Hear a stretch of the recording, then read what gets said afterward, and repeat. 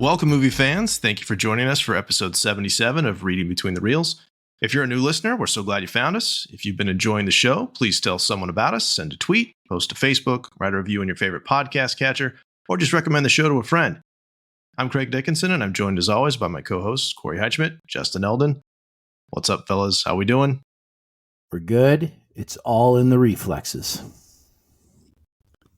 Justin. I'm going to assume that was a movie reference. I'm good too. Slightly sick, so I'm sorry for the nasally voice.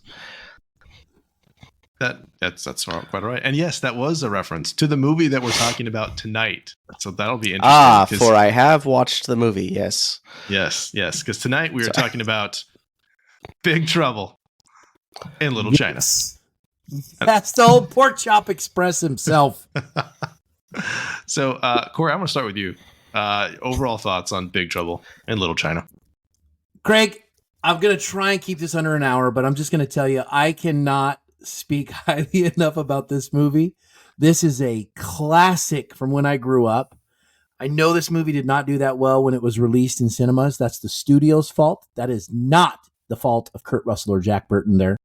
And it has a great ensemble cast. I think they're absolutely fantastic. This movie is a just all-around fun-filled action, adventure, comedy, has everything you want from the 80s that just makes a great movie, and brings in some great cast members, a great director, John Carpenter.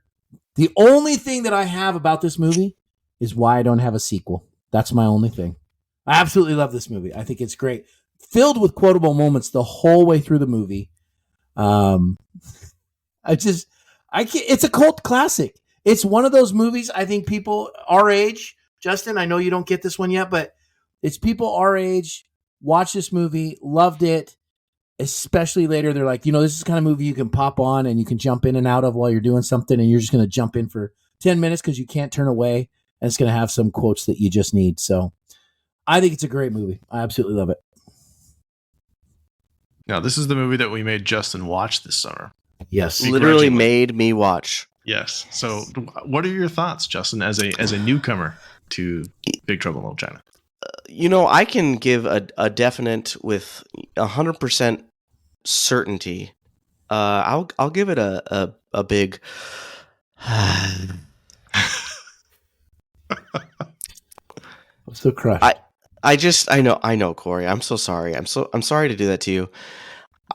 I need to let before all the people hate me, I just need to let everyone know that I did not watch this movie when I was younger. I did not see this movie till I was nearly a man. Last summer, during the summer. Sorry, Batman quote there.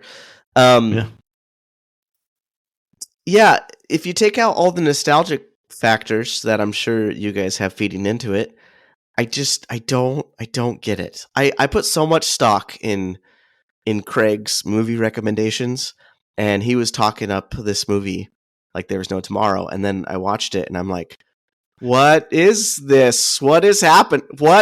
What's going on? Here's what it is. I'm going to spitball this analogy, but it's probably going to be the best thing that's ever happened to any of your ears.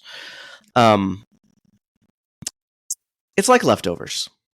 It's like, okay, your mom made lasagna, and the lasagna was really good. And then the next day she makes beef stew. Beef stew was pretty good. Next day she makes like chicken and rice. All great meals. But then like the weekend rolls around and mom doesn't want to make dinner anymore, and it's leftover night, right? She pulls out the lasagna, the beef stew, the chicken and rice, and puts it all on the table, and you just have to like kind of pick and choose. They're all good individually, but you put it all together and it's like, it's not a meal, and it's kind of like past its prime. That was this movie. I feel like they couldn't decide, is it a comedy? Is it an action? Is it a love story? Is it are they trying to be cringy, or is it just bad writing? I don't know. I don't think anyone knows. I see where you're going with that. I do kind of see that, and I would say that analogy is actually not too bad. It makes sense. If someone's going to be on the wrong side of history and not like the movie. No, go ahead. Oh, I mean, I can respect that I'm like firmly in the wrong camp here. But just I'm just gonna be honest. That's just how I felt. That being said, I thoroughly enjoyed watching this movie that I did not enjoy very much. Oh, okay. I don't know what that means, but that's how I felt. We're gonna find out what that means. I firmly believe that all of it was intentional. It is a very unique movie. Although, like, one of the things that I love about this movie is that Thor Ragnarok, Taika Waititi is on record as saying like that this movie was one of the inspirations for that, which makes a lot of sense. That you've kind of have this action comedy that's just kind of stuff out of left field.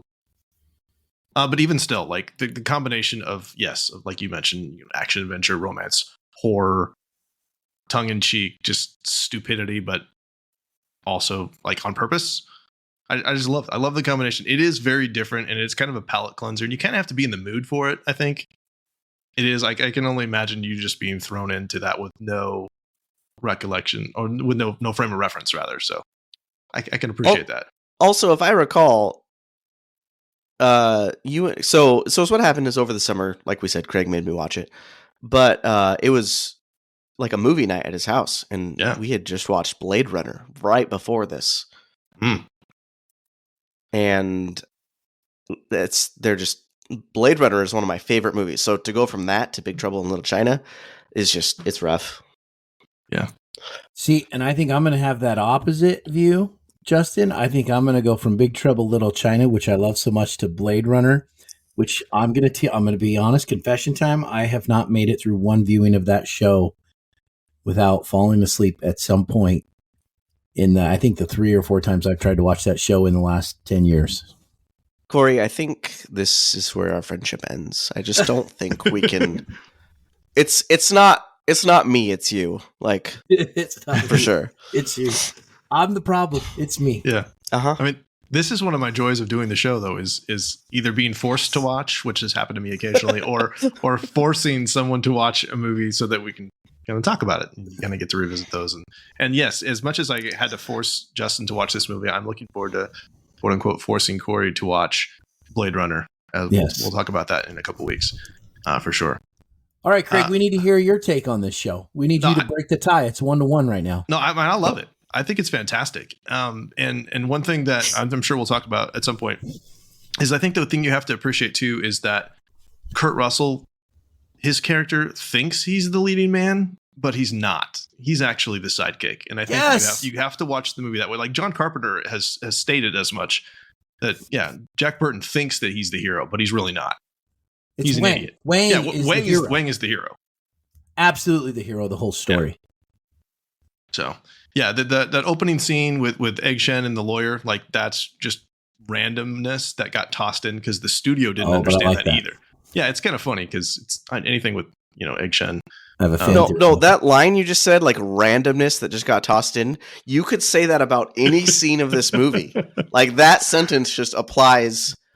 It's like they got done editing some other movie and there were just like pieces on the floor of the editing room, and they're like, I think we can make a pretty good movie out of all these pieces. Let's just put it all together, see what happens. And part of the history of this movie too, that that this is actually the scaled back version, Justin, because at one point it was going to be a Western on top of all of the rest of this stuff. So the fact that it was set in modern day times, it's less weird than it could have been. This is the compromise. I have on my computer screen right here the like official movie poster up, and it's just completely ridiculous. You got Jack, is it Jack Burton is the guy's name? Yes. Standing there and like water up to his knees, and then like some Asian guy in like looks like a pee-filled bathtub with another like creepy Asian guy with really long fingernails behind him. Like the whole thing, it's just it's you know what? I'm going to try and stay quiet during this. Let's get into the specifics of the as Justin so eloquently said. Corey, we're going to talk about cinematography first, as we always do. Can you have a few things you have for composition, color, camera work that you pulled out this viewing? Yeah, I think some of the things that stand out in this movie is definitely the alleyway fight that they go into. For whatever reason, it's dark, it's rainy. It almost feels like a scene out of Braveheart for a second. it's all or it's not rainy, but it's foggy. The ground's all wet, and there's just this big giant gang fight in the middle of an alley that they drive up on. And to go with Justin, it is random. The guy comes out with 2 6-shooters. They start firing away. They have like some AK-47s firing away at everything. Jack and Wang are in the truck watching, and typical 80s, there's not a bullet hole anywhere. And a couple guys just got shot up right in front of them. And then, okay, we're going to go down to pitchforks, clubs, and straight street fighting. And so it's kind of one of those where you're like, okay, the color, the mood, the fog, and the kind of dark alley. I mean, I don't know what to say about that camera work. But then during the action scene, Craig, there's one scene where the guy comes up and does a spinning roundhouse kick that would make Jean-Claude Van Damme look wonderful. Yeah. And he kicks the camera and swivels the camera. And so it's a random stuff Genius. to put all in one scene. Yes, Justin. But that's the beauty. That was the 80s. That's how people lived back then. And it was new and it was revolutionary. That's how people lived back then. That's just like random street fights without bullet holes. Street fights and nobody. Yes, that's it was what we so thought. random. Oh man, I was born at the latter end of the 80s, and I'm so glad I survived. And I'm going to tell you right now, we could not get enough of those roundhouse kicks of Jean-Claude Van Damme, Steven Seagal, all of them. And then we got this guy jumping in the alley, swinging and kicking in the camera. It was beautiful. It's a thing of art. Yeah. I don't know. But like, I think that scene and then some of the color later, there's some beautiful, vibrant colors that go on in this. And I added some neon green on a skull later, sure. which, I mean, when you think of old, ancient Chinese mystical magic, you definitely think of neon lights on a skull.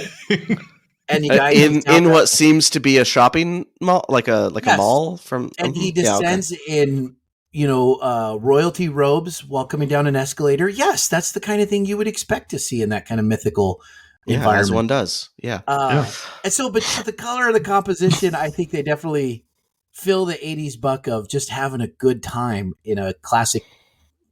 I don't even know what genre to put this in, but it's just in every genre. It touches genre. every one of those genres. Yeah. How did it touch you, Justin? Just deciding if I want to vomit right now. No, I wish I liked this movie more because I really like 80s movies. Like, they are my favorite, favorite time period, I guess, of movies. I think that time right before CGI was used is just magical. Like, practical effects got so good. And there was a lot of focus on like big elaborate sets, which I think this movie has. And we've kind of talked about this before, but I like how the sets feel. They feel like lived and used in and kind of grungy, and this fits that the same. I want you two to think about this movie, like take off your nostalgia glasses and think about this movie in that aspect. And it's just a mess. It's a mess of a movie. I want to like it. I really do, but I can't. Oh, yeah. I can't. No, but it has its elements. Jack Burton, he is. It's like he wants to be Han Solo, or he wants to be the Han Solo that Han Solo thinks he is, I guess. But he's just not that person, and I like that. That's really great. But there's just so many things. Like, something happens, and you're like, oh, okay, I can live with that. They'll explain that later, certainly, and then they never do, and they never revisit it, and it's just, I just can't do it. I can't do it. Okay.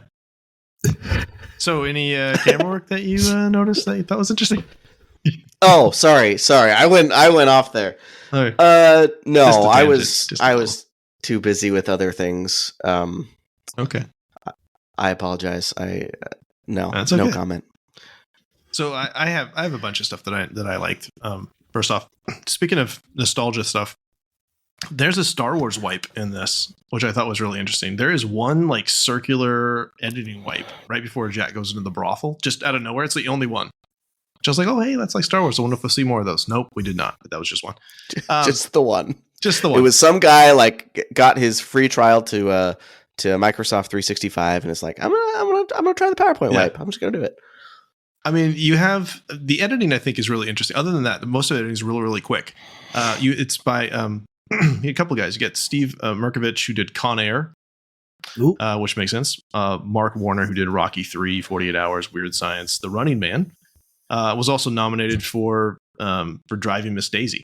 So you've got some high quality behind the scenes guys in this. In addition to John Carpenter, I think John Carpenter is kind of an acquired taste anyway. He's just a little off, but I think that's you either like him or you don't. But the cinematographer too, Dean Cundy, who's worked with Carpenter a lot, did the first 3 Halloween movies. He did Escape from New York, The Thing. He did the Back to the Future trilogy also, and he was nominated for Best Cinematographer for Who Framed Roger Rabbit. He also did Jurassic Park. So you have some really good behind the scenes talent. So I think it's really, even though the story is bizarre, I think it looks good in a lot of ways. I think technically there are some things that are really, really interesting. You know, I'm always a big fan of composition, of seeing, you know, the good guys coming from the left, the bad guys coming from the right. And you have that initially with the fight between the Chang Sings in yellow and the Wing Kongs, the bad guys in red, which also red, rage, and yellow was kind of happiness. And so you've got those things. But then, like, they're coming from both directions at one point, and they switch the direction that Jack and what's his friend's name? Wang. And Wang. Yeah, they switch the directions. So it becomes, but I think it's completely intentional, that it's disorienting to us because it's disorienting to them, if that makes sense. Disorienting. Yeah. Mm-hmm. Yeah. As is when they first enter that alley to go in there, you get this great bird's eye view shot looking straight down at the Pork Chop Express. So you're like, something is about to be off as they go through. So those are just a couple of things that I noticed that I thought was interesting, you know, stylistic choices, especially knowing who was behind the scenes in all of these things. See, these are things I don't think about, Craig, when I'm watching it, even a movie like this that I love so much, and I'm watching it, and then you point it out, and because I've seen it so much, it stands out, and I go, you're right, it makes sense. I just picked it up. I didn't know that, but it makes so much more sense. The yellow, the red, the directions they're coming in, it's a little chaotic. I mean, all of those things. It fits together. There is some intentionality here that, and I think sometimes maybe that's what makes a movie, like, if Justin doesn't like that kind of a movie, but for other movies in the future, it's like sometimes when you know those things, it makes maybe a bad movie not so bad, or a movie that you're frustrated with be like, oh, well, there's a little bit of stuff here I just didn't like that take, you know, kind of thing, but to understand it more.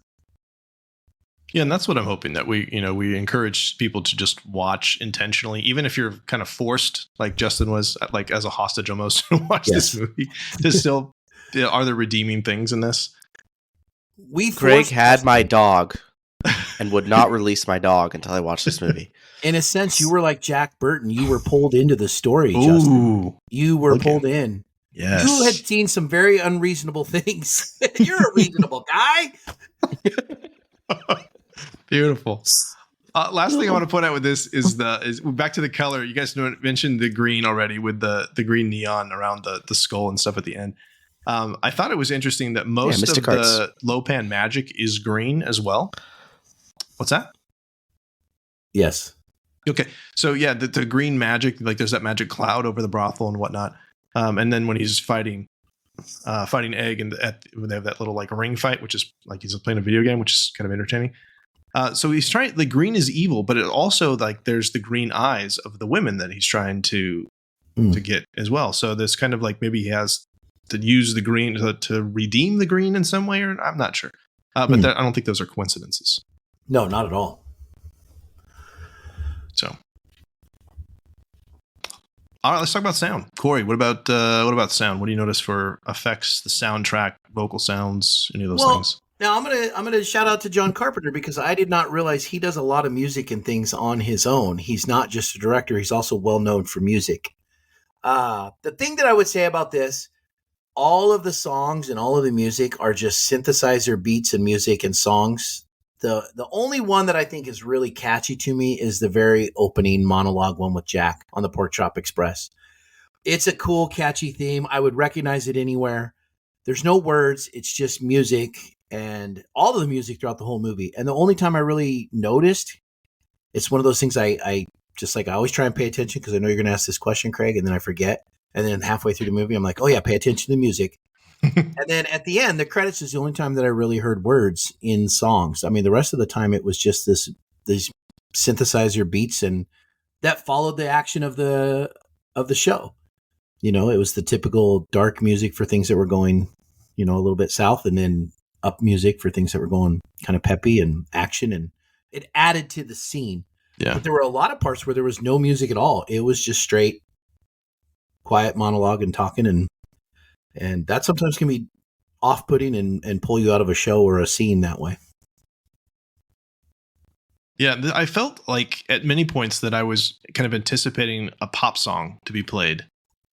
Like in modern day movies, that it's going to happen repeatedly. But in this, there isn't any. Like like you mentioned, Corey, the closest thing you have to a pop song is played over the end credits. And again, that's the Coupe de Villes, which is John Carpenter's band. Yeah. So like it's all him on the music. And we're talking about an 80s movie where music was everywhere in all these movies. I mean, it was like it had to have rock or pop in there. This would have had a very rock feel, I think, for some of those things. Yeah. And this is after Back to the Future, so you know that's been a thing already, and Ghostbusters as well. So, but it is absolutely a great opening beat that they put in there. Whatever they synthesized in that very beginning is an incredible mix, I think, to mix with Jack. Yeah, and it's got the guitar. It's like the one song that actually has guitar in it too. Yeah. The Pork Chop Express song. Justin, what about you? Anything you noticed? Sound effects, music? I mean, I love a good synth, but just generally, like without the beats, like the scenes would not be as like captivating, and they would like put that sense of urgency on it. And I actually liked that there wasn't any famous pop songs or anything like that in there. It made the movie kind of feel like its own, and like it wasn't just trying to like say capitalize on like the popular song of the week or whatever it may be. But I was trying to figure out because after I watched the movie, I went and I'm like, okay, I've heard this music before. Where have I heard this? So I was trying to figure out like what influenced this, and I couldn't really find anything much older that had this style of music. And I started to realize that this basically influenced everything else that I had heard. Like, this wasn't influenced by something else. This was the influence, which I thought was really interesting for such like a relatively unliked movie at the time to be influential, at least in the music way. Yeah. I mean, in my research, I saw John Carpenter was nominated for a Saturn Award for Best Music. So, like, if nothing else, it did get recognition for the music, which is kind of cool. As for me, the effects that I really like, the lightning effects are, I think, pretty distinctive.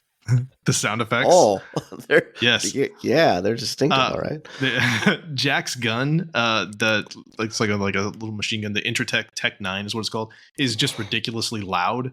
I love it. It's just completely over the top. The whooshing sounds though, I think are fantastic. Like the martial arts ones, like they're completely over the top. Like when Wang's flying through the air in the final battle because he's just powered up apparently. Like it's just all super over the top, and it doesn't sound like anything else. Yeah. So how did that happen with Wang? Because I feel like at the beginning he was a pretty average guy, and then by the end he could be like the main star of like the Avengers. Like what was going on there? He's the hero. So he just gets hero powers? Yeah. It was the potion that they took in the elevator. After the elevator, Egg Shen says, he makes the comment, with this, you'll be able to do things nobody can do. You'll be able to see things no one can see. And it powered everybody. That's why they're like, I got a real positive feeling. They all do this weird, like, L-shaped one to each other. Hey, yeah. And he's like, is it getting hot? But it didn't, like, do anything for Jack. It, like, made him a little bit stronger, right? It did. That's how he grabbed the knife and killed Lopan. That's a nice he was powered up at the end still. That's true. He did do that. The guy threw a knife and he caught him. It just hyper sensed everything. It went full Spidey sense here is what we're doing. And so that 6 demon bag was just the excellent power that they needed. Yeah. It's the whole mystical. Don't do drugs, kids. It's the it was a shot of tequila with some other stuff. So I bought in, Corey. I'm in. some others. That's the beauty of this show, was that there's the mystical part. And here's what happened. I got to bring you into this, Justin. You started an avalanche. I can't stop. No. This heightened their senses up and made them more superhuman. But is this the theory? Yeah, no. This is not the theory.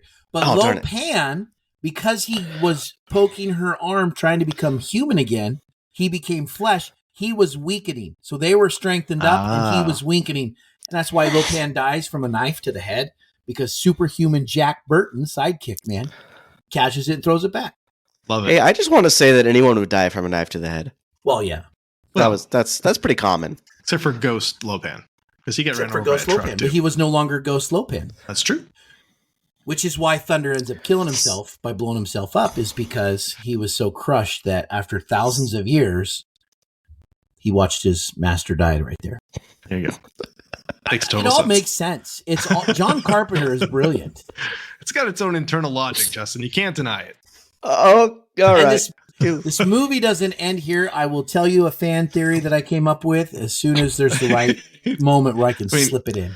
Corey, listen, I don't want to be the guy on this podcast that's just negative about every movie, but this one in particular, I'm having a hard time. So that seems like a nice transition into the dialogue, Justin. Let's talk about that. Let's start with you, Justin. Do you have any favorite lines or thing that just stood out to you one way or the other? I quite enjoy most things that came out of Jack Burton's mouth. Like I want to, but I just don't know that he was intentionally trying to like be funny. Like I feel like they tried to make him cool and then he just wasn't cool. And they're like, well, what if we played it off as a joke? No? No, it's totally intentional. Beat must pay. I'm telling you what. That's one of Jack Burton's lines, by the way. Yeah. Oh, no, it's totally intentional. His lines are the best because he's so over the top. And everybody else is wholly bought in and serious through this whole movie. Hey, Wang was serious the whole time. I had on the scale, we haven't talked about this in a while, but we have that scale of acting we talked about with static, dramatic, and melodramatic. And I pretty much had everybody on the melodramatic side. I mean, Kim Cattrall is way over the top. Don't worry, it's me, Gracie Law.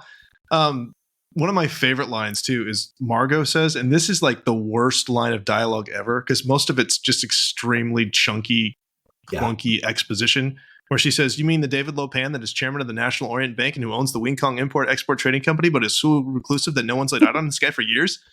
And it's like she has to take a breath in the middle because it's such a long, like they just like, we'll fix that later, and they never did. Yeah. It's like it dumped exposition. Like that is an exposition dump. It's a perfect example of that. And they're just like, we're just making this movie. We don't really care. What's it called? The Joker in Lego Batman did it, where they set it up. They set that up. Well, it's like foreshadowing, right? Foreshadowing. Well, yeah. Is there more? No, it's another thing. They did it on the plane. I can't remember where. It's that word where you basically tell a long, nonsensical thing, but it sets up the premise for the movie without having to go do a backstory. It's like exposition dump. Yeah. Yeah, that's exactly what I guess that's something else. There's fancy. But I love it. So favorite line, I think Corey already said it, I believe. I'm a reasonable guy, but I've just experienced some very unreasonable things. And I feel like I want to use that line every year at the start of my school year.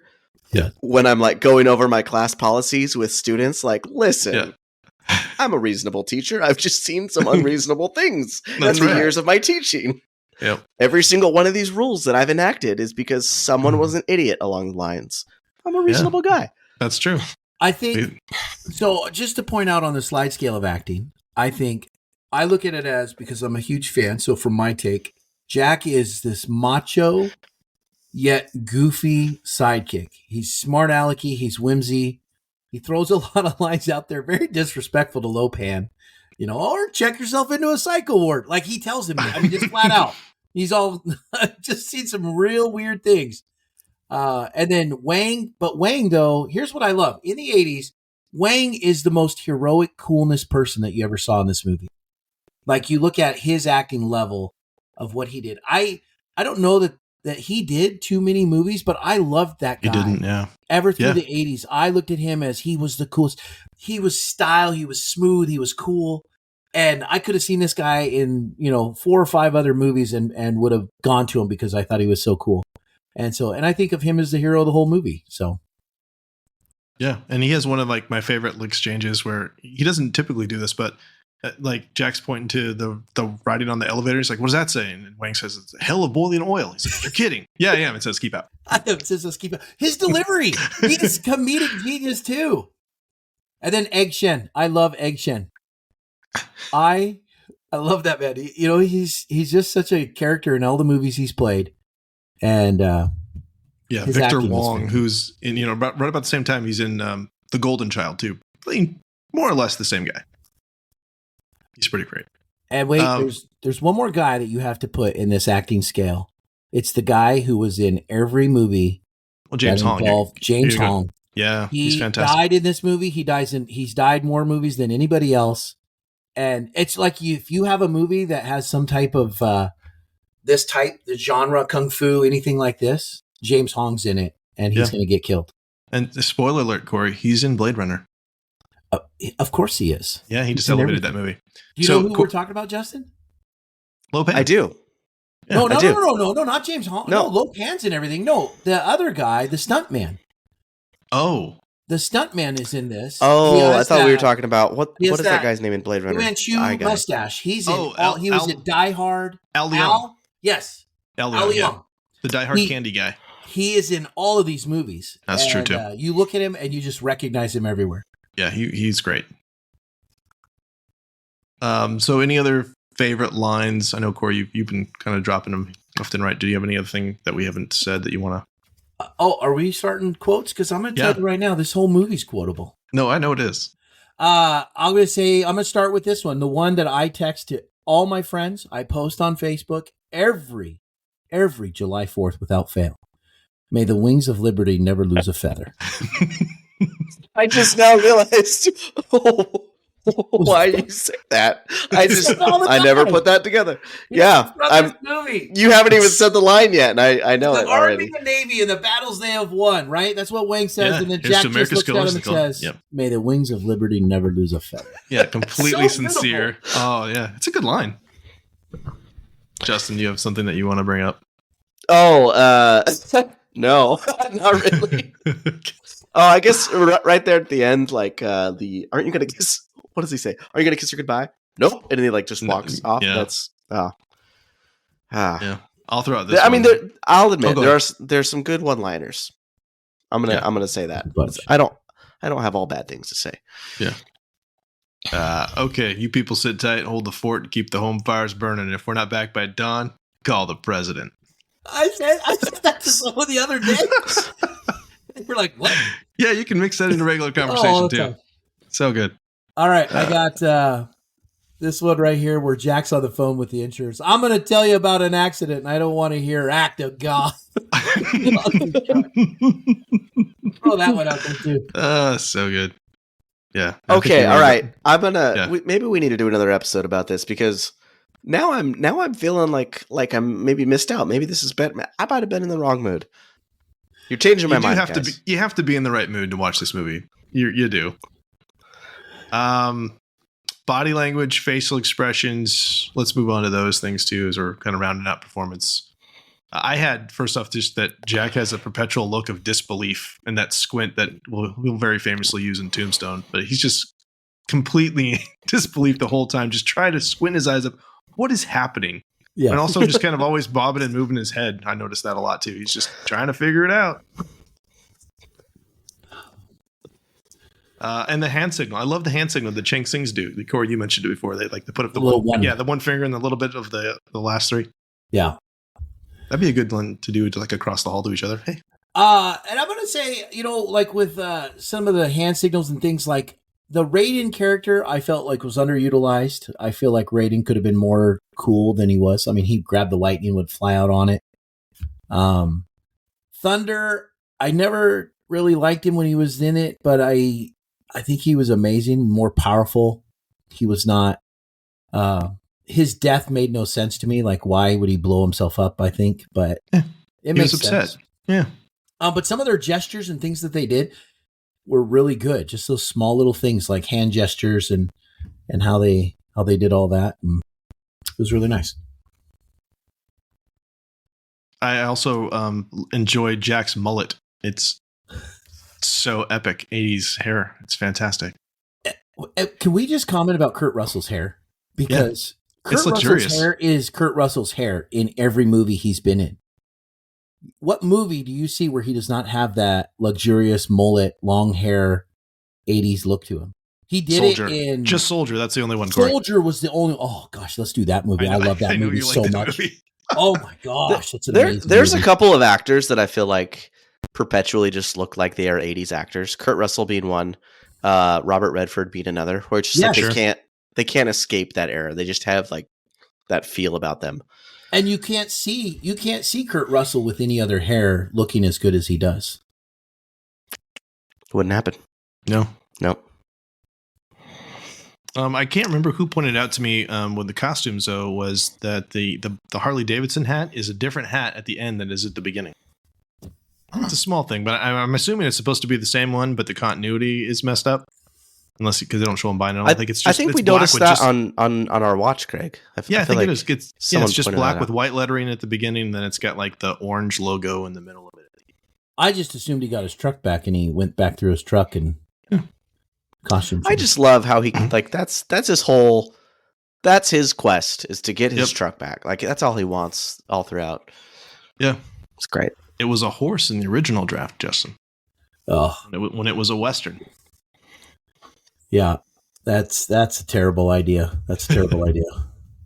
Well, yeah, he has to have a reason to stick around in the Old West. I don't think they could pull off a remake because I think you would make fans like me upset if you like a Western remake, like a retelling. You know what? Let's just sci-fi it. Why not? Sci-fi it. I mean, they did that with Cowboys and Aliens, and how well did that work out? I liked that movie. Yeah. All right. Setting and design. You guys mentioned this earlier. I think it might have been Corey. That it's on sets. Like this is almost exclusively like built on back lots. Yeah. Which makes sense for what they're doing. But it's a massive set, and then all the underground stuff, and some of that stuff looks like it's roots growing out of the trees or out of the concrete and whatnot. It's really an impressive collection of sets, and really there's just two locations. I mean, you've got, other than the street, you got Wang's Restaurant, the Dragon of the Black Pool, which doesn't really sound like a place I'd want to eat at. No. And then the Wing Kong Import-Export Trading Company.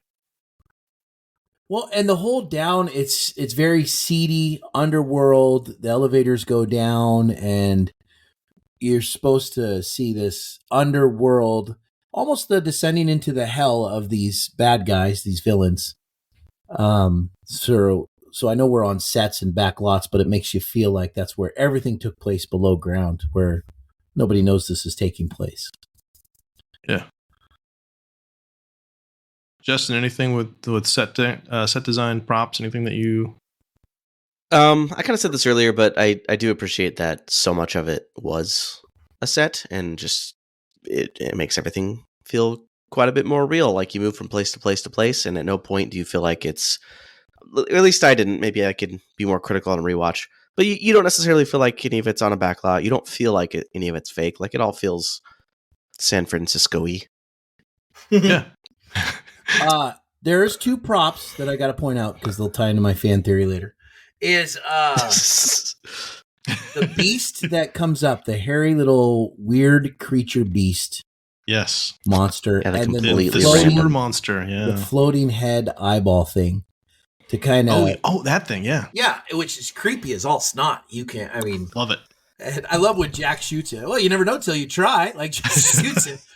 But those two things, it just kind of shows there's this that kind of goes further into this mystical element of monsters and villains. So those props were intentional.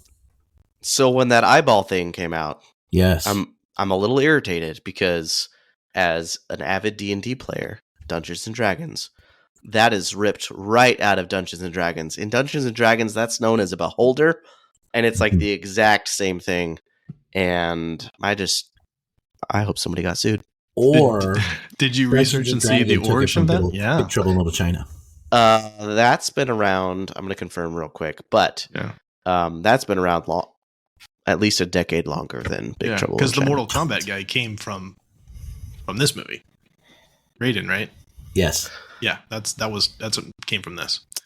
The while Beholder you're looking that up, in Oh, go D&D ahead. was introduced in 1975. Oh, well, there you go. all right. And it So is maybe it's- the exact same thing. Maybe they're both based on something even further back. I'm going to choose to be ignorant and assume they just stole it. I also wanted to point out how awesome it is that Egg Shen has a hidden fire pole that goes right straight to the underworld. Because, of course, it does. That's pretty great. Now, is Egg Shen mortal? I mean, what do you think here? Well, that's a good question because he's fought Lo Pan before. Lo Pan even says peasant magic and Egg Shen, you never could beat me, right? There's history here with Egg Shen and Lo Pan to where I feel like, and fitting in the genre, yin and yang, Lo Pan and Egg Shen would be the opposite mystical sides of each other. There's an origin story that could be told there, Corey. Right there. Like a comic or something. And there's a sequel that could be told in a fan theory that I have. I'll tell us my final thought. There you go. Something else I noticed from this, and that's still in set decoration, was that we mentioned the neon skull, but there's also a demon statue, which is I believe it's Ching Dai. It's the demon that Lo Pan is trying to make a sacrifice to be uncursed, to lift the curse, which I never really noticed the fact that there was two big neon covered statues. So that's pretty cool. Oh, I didn't. Yeah, that's a representation of the Ching Dai, the demon. I like that. Yeah. But as far as props, I mean, you have to mention the Pork Chop Express, of course. Oh. And you mentioned the insurance company thing. Just the fact that there's a payphone. I just love the fact that you see those because you never see payphones anymore. Yeah, and he's on that old type phone with the cords and stuff now. Kids wouldn't even understand. Yeah. And you mentioned also in the fight that there's like swords, butcher knives, bow staffs, machine guns, just everything. Everything. But then they bring in, and at the time, I mean, this was quite a large movie to pull in this many characters who are all different aspects from top to bottom. They had the female fighters down in the jail that they were right. using. And I mean, they were tough characters. And so they put them in there. I mean, everybody, they went through a lot of different aspects beyond just the weapons and things that they had, but like the people as well. Yeah. I will say Jack Burton's knife, when I was a kid, I thought was the coolest knife ever because it was a double-sided blade that he had, which, is useful for throwing and stuff so that no matter how it spins, it's going to stick. But I always thought when I was a kid, I was like, oh my gosh, I had hunting knives growing up and, the Rambo type knife, but I always wanted the Jack Burton knife because it had the double-sided blade. Nice. Anything else on set decoration before we talked about characters? I'm going down a rabbit hole right here. Yeah, and, excellent. Someone has a fan theory. Is this Corey? Corey, did you write this fan theory? No. Someone has a fan theory that Big Trouble in Little China is actually just a big D&D game. Oh, that's why there's Beholder in it. Welcome to the party, pal. Oh man! All right, I'm gonna rewatch it with that theory in mind, and I'm gonna like it. There's lots of other ways. So we talked. Nope, that is to enjoy it. Come on now. So characters, I think we talked about just about everybody. I thought it was interesting in doing research on this that Kurt Russell was not necessarily the first choice of the studio, that they tried to offer it to Clint Eastwood and Jack Nicholson. I can kind of see Eastwood. Nicholson would have been a really interesting choice.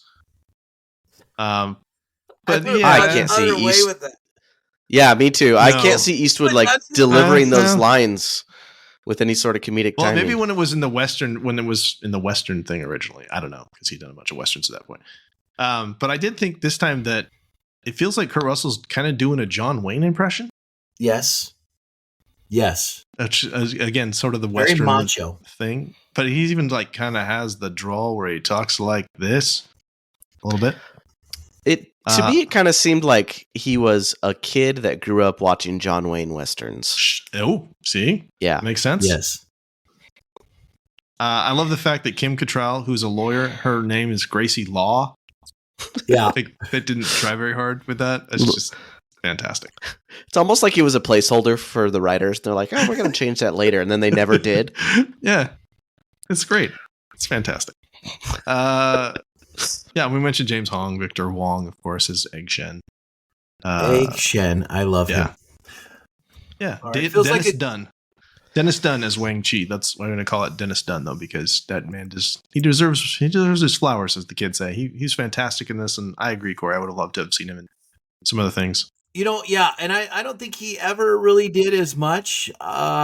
Just a quick search here. I mean, his credits, he's only been in 28 things.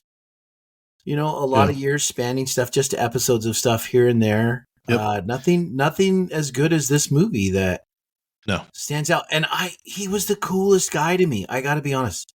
I think he's doing his own stunts too. So Wow. I mean, he's pulling off the physical aspects of this. And at one point it was going to be Jackie Chan, but yeah. A lot of the guys who are in this movie reunite in like The Last Supper and some other movies that come out with Chinese history and some of those things that they bring in together. They've been in a lot of movies together. But Egg Shen, let me talk about Egg Shen for a second here. Let's talk about Egg Shen. I'm going to talk about Egg Shen because, and Justin, I'm going to throw another movie at you that I think you might have to watch. So Egg Shen, and this is the only way that makes sense. The beginning, does it feel a little wonky that Egg Shen is in the beginning getting interviewed by, I don't know, a lawyer? Like he leaves at the end of the movie, says he's going to take a vacation, and then if you Corey, timeline-wise. Corey. Wait. Yes? No. Hey, are you going to connect this to Three Ninjas? No. I'm not going to connect bet, it to Three okay. Ninjas, but I'm going to connect it to another movie. Okay. And so what happens thought you were going to ruin Three Ninjas for me. No, Right. He gets arrested, right? He leaves vacation, and so somehow he gets caught up in this inquiry. So they decide, hey, you know what? We're going to revoke your visa or something. We're going to send you out. So he has to leave the country. He goes over to Nepal, where he is in a monastery, and then he is the same mystical character with those magical powers that he has in The Golden Child with Eddie Murphy. I love that movie so much. Eddie Murphy. Yeah, and same year. In The Gold Child, which came out about a year later. In The Golden Child, Eddie Murphy is a guy who's trying to save the chosen one, and he's kind of like a Jack Burton type hero. And Egg Shen is over there, but now he's going by the name of, where'd I go? Hold on. He's going by the name of the Old Goopa. And he has the same exact character, same exact type of physical dialogues, everything he does. And he has the mystical thing. He disappears and turns into a bird and flies off, which fits his genre that he is not immortal. He is immortal like Lo Pan. And Lo Pan also happens to be in The Golden Child as well. That's true. Impersonating a doctor. He's trying to, so it's kind of like a little Matrix here. You can't kill one and not the other, so they're both still around because they've been around for centuries. Brother. I don't know. Or it's Lo Pan just kind of resurrecting, coming back under his power. So I'm just telling you, it makes sense. It makes sense. He fits the character. So there's my fan theory. I think Eddie Murphy in The Golden Child is in the same universe as Jack Burton in Big Trouble in Little China. There you go. Justin's stunned at that amazingness. Have you seen The Golden Child? Having not seen The Golden Child, but vaguely aware of it. It's very much similar type of Western man thrown into the mystical world of some of these ancient magic and mystics, and being a little smart alecky, doing what he does to save the day. Same story.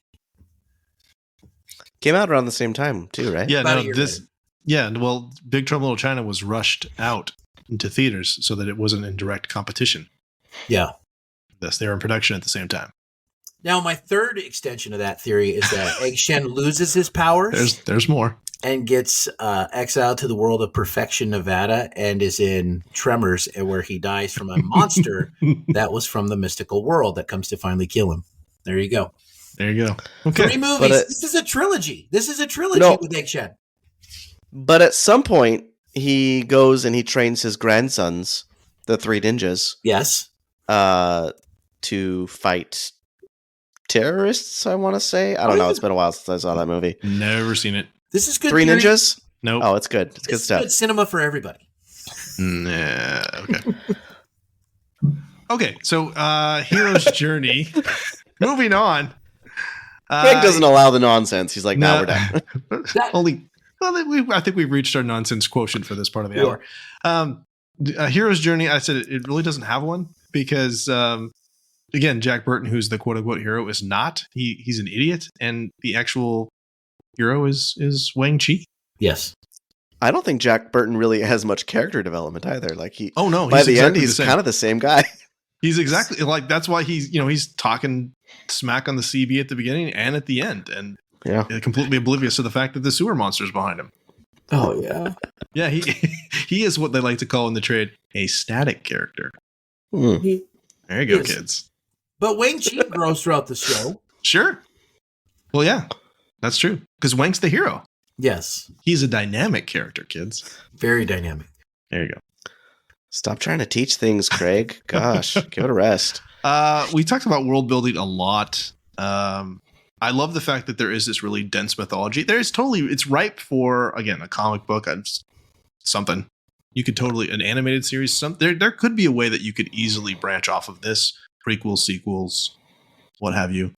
And I really was thinking, if this had been a hit, there absolutely would have been room for sequels if they wanted to. But yes. Yeah. Fact that I think you could even do one now. I think there's enough of a cult following that you could do a extension somehow. Kurt Russell's the right age to bring in a new character, pass the torch, but have him there as a knighting for the next one. I mean, Dwayne Johnson was interested in doing a remake or a sequel. It kind of varied depending on what point he was talking about doing that. Yeah. So. I think we need to start a little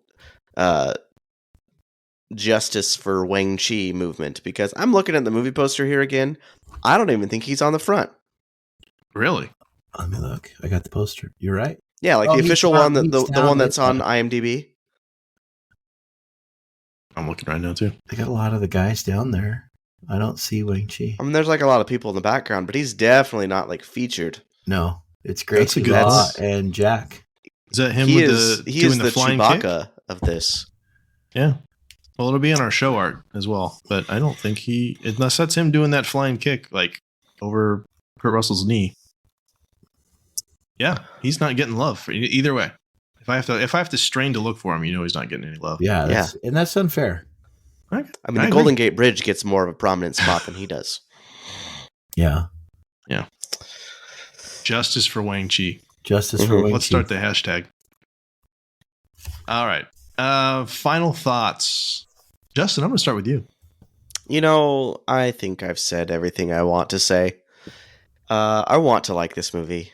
I'm gonna give it a rewatch, and maybe in a future episode I'll see if I've come around at all, because I feel like it has things that I would like, just like you like your mom's lasagna, you like beef stew, you like chicken and rice, but maybe just not all together 3 days later, mixed together when they shouldn't be mixed. Mm-hmm. I don't want that. Yeah. Okay.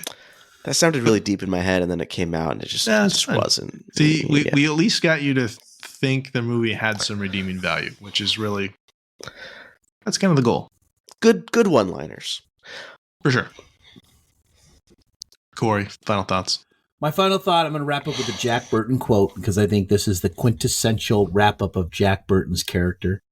It's just the chaos of it, and then yet the whimsical humor he has. Just remember what old Jack Burton does when the earth quakes and the poison arrows fall from the sky and the pillars of heaven shake. Yeah, Jack Burton just looks that big old storm right square in the eye, and he says, "Give me your best shot, pal. I can take it." That is Big Trouble in Little China. Yeah. I don't have much to add on either. I mean, I think I've said plenty of I like this movie a lot. It's a movie that I've enjoyed rewatching multiple times in the last couple weeks, and a couple months. Yeah, I think it's a fun ride. It's something to revisit if you haven't seen it in a long time. I think if you're a fan of Kurt Russell, it's one of his best roles. I think one of the most iconic roles. If you haven't seen John Carpenter, anything, you should check out some of his stuff. I think, Escape from New York is fantastic. The Thing is fantastic. I'm not a big fan of horror, so Halloween's not really on my list, but I like some of his action movies. I would even put in a poll or a drop for John Carpenter's Vampires with James Woods is this same kind of just bizarre humor with some great action in it. So that's what I think. So as we close, we just want to say thank you so much for listening. If you'd like to connect with us, you can find us on Twitter and Facebook, email us at readingbetweenreels@gmail.com, or use the SpeakPipe app on our website. If you enjoyed the show, please tell a friend and support us by writing a review on your favorite podcast catcher. Our next episode will be a review of Logan. Yeah, the Wolverine movie. Send us an email or voicemail about your favorite moments from Logan, and we'll share it on the next episode.